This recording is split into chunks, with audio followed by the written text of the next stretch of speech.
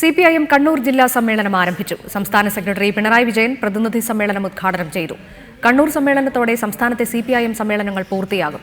P Jayarajan ജില്ലാ secretary സ്ഥാനത്ത് തുടരാനാണ് സാധ്യത.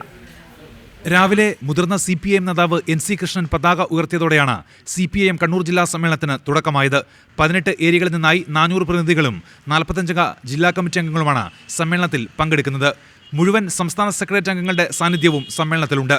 കഴിഞ്ഞ സമ്മേളനത്തിന് ശേഷം കണ്ണൂരിലെ CPIM നേതൃത്വത്തിന് അതിജീവിക്കേണ്ടി വന്ന പ്രശ്നങ്ങളാണ് സമ്മേളനത്തിൽ മുഖ്യ ചർച്ചയാവുക. ലോക്സഭാ തെരഞ്ഞെടുപ്പിന് മുന്നോടിയായി നവോവിചാർ മഞ്ചിനെ പാർട്ടിയിലെടുത്തതും ജില്ലാ നേതൃത്വത്തിന് തിരിച്ചടിയായി. VS ഇതിനെതിരെ കടുത്ത നിലപാടെടുത്തതും ക്രിസ്ത്യൻ മുസ്ലിം വിഭാഗത്തെ കൂടെ നിർത്താൻ കഴിയാത്തതും തിരിച്ചടിയായി. ഔദ്യോഗിക പക്ഷത്തിന്റെ തട്ടകമായ ജില്ലയിൽ അവർക്കിടയിൽ തന്നെ ഉണ്ടായ ചില വിയോജിപ്പുകൾ പരിഹരിക്കാതിരുന്നതും ജില്ലാ നേതൃത്വത്തിന്റെ വീഴ്ചയായാണ് കണക്കാക്കപ്പെടുന്നത്. ഔദ്യോഗിക പക്ഷത്തിന്റെ കരുത്തുറ്റ കോട്ടയാണ് കണ്ണൂർ. അതുകൊണ്ട് തന്നെ നേതൃത്വത്തിനെതിരെ വിമർശനങ്ങളില്ലാതെ സ്വയം വിമർശനപരമായ ചർച്ചകൾക്കായിരിക്കും സമ്മേളനത്തിൽ പ്രാമുഖ്യം. ജില്ലാ നേതൃത്വത്തിൽ കാര്യമായ അഴിച്ചുപണികളും സമ്മേളനത്തിൽ ഉണ്ടാകാനിടയില്ല. പി ജയരാജൻ തന്നെ ജില്ലാ സെക്രട്ടറി സ്ഥാനത്ത് തുടർന്നേക്കും. ശനിയാഴ്ച നടക്കുന്ന സമാപന സമ്മേളനം പ്രതിപക്ഷ നേതാവ് VS അച്യുതാനന്ദൻ ഉദ്ഘാടനം ചെയ്യും.